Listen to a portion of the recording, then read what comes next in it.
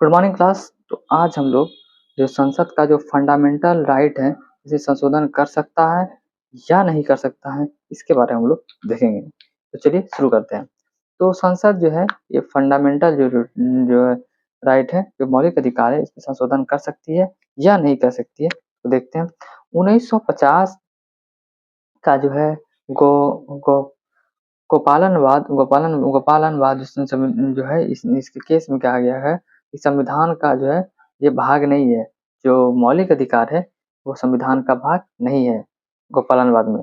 शंकरी प्रसाद जो है इसमें भी संविधान इसमें बताया गया 1981 में जब शंकरी प्रसाद का जो विवाद हुआ इसमें बोला गया कि जो मौलिक अधिकार है ये संविधान का भाग नहीं है। बेरूबरी मामला जब आया, बेरूबरी मामला में 1960 में आया, इसमें भी बताया गया कि संविधान का जो मौलिक अधिकार है संविधान का भाग नहीं है। सज्जन सिंह बाद संसद सज्जन सिंह जो हुआ बाद ये 1965 में आया।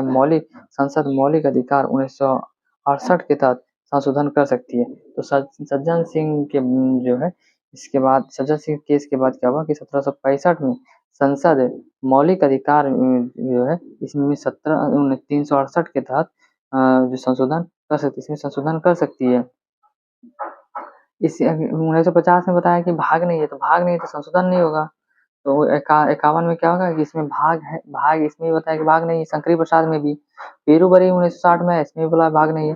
सज्जन सिंह के बाद में है कि 1765 में इसमें हुआ संसद इसमें 368 के तहत संशोधन कर सकती है। अब आते हैं फंडामेंटल राइट जो है मौलिक अधिकार में संशोधन नहीं कर सकती है।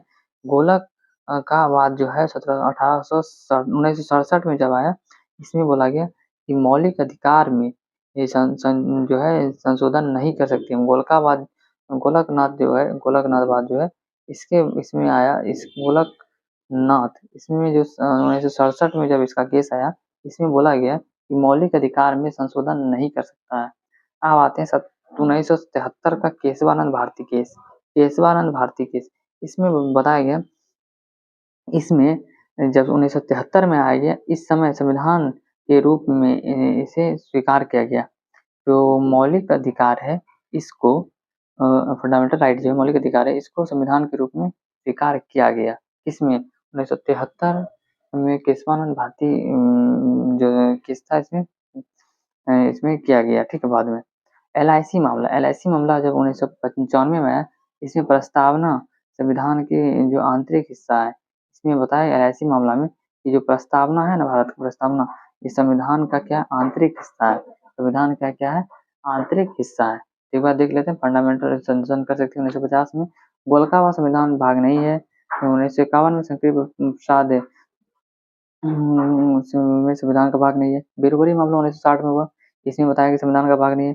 सज्जन सिंह बाद 1965 में संसद का भाग मौलिक अधिकार 1968 के तहत संशोधन कर सकती है। फंडामेंटल राइट में मौलिक अधिकार संशोधन नहीं कर सकती है। गोलकनाथ बाद 1967 में चार्टर एक्ट, इसमें भी भाग नहीं है। 1973 में केशवानंद भारती बाद में संविधान के रूप में स्वीकार किया गया।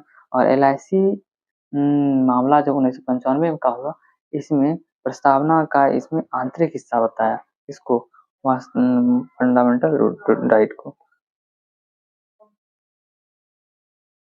तो ये हमारा आज का टॉपिक पूरा हुआ। इसके बाद हम लोग नेक्स्ट टॉपिक मिलेंगे। जय हिंद।